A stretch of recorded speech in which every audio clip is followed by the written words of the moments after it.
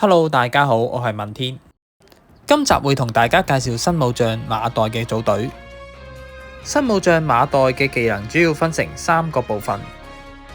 第一部分，主將造成傷害大於300嘅時候，可以降低對手造成嘅傷害15%，受統率影響，持續2個回合，可以疊加3次。咁即係話馬代好適合組隊主將係主輸出嘅隊伍，而且主將嘅攻擊越多段越有利。SP 關羽嘅水焰七軍就正正非常符合，因為佢嘅水攻會打敵方嘅群體，而且仲會持續2個回合，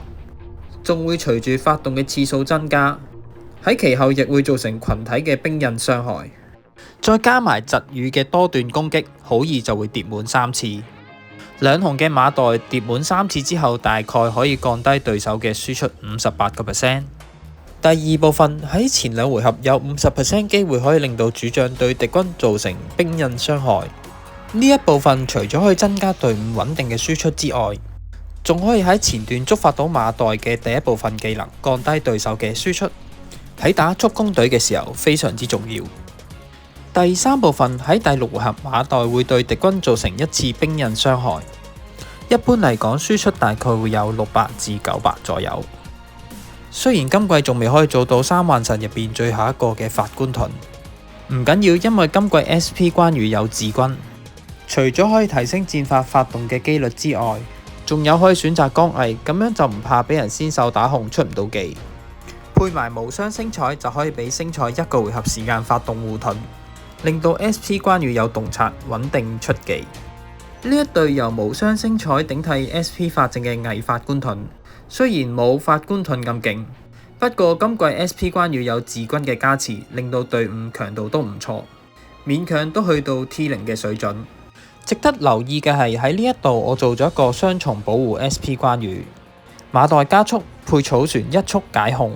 而星彩就尾速發動護盾洞察保護 SP 關羽下1個回合。如果有抽到 SP 點位，就非常之建議拆以寡敵眾俾 SP 關羽用。今季嘅 SP 關羽有自軍唔缺技能發動率增加，以寡有穩定嘅補血，可以防止 SP 關羽爆頭。佢亦都可以造成穩定嘅輸出，同馬代嘅技能呼應，降低對手造成嘅傷害。而最緊要一點係佢會提高關羽嘅武力，呢一樣對住和馬槍嘅時候好緊要。SP 關羽平時打唔贏和馬槍，主要原因係怕許攸降4位，影響咗佢嘅輸出。而以寡可以喺第2、第4同第6個回合嘅時候增加10% 嘅武力，令到 SP 關羽嘅輸出有保證，打和馬槍嘅時候有唔錯嘅效果。咁喺最後有戰報俾大家參考返。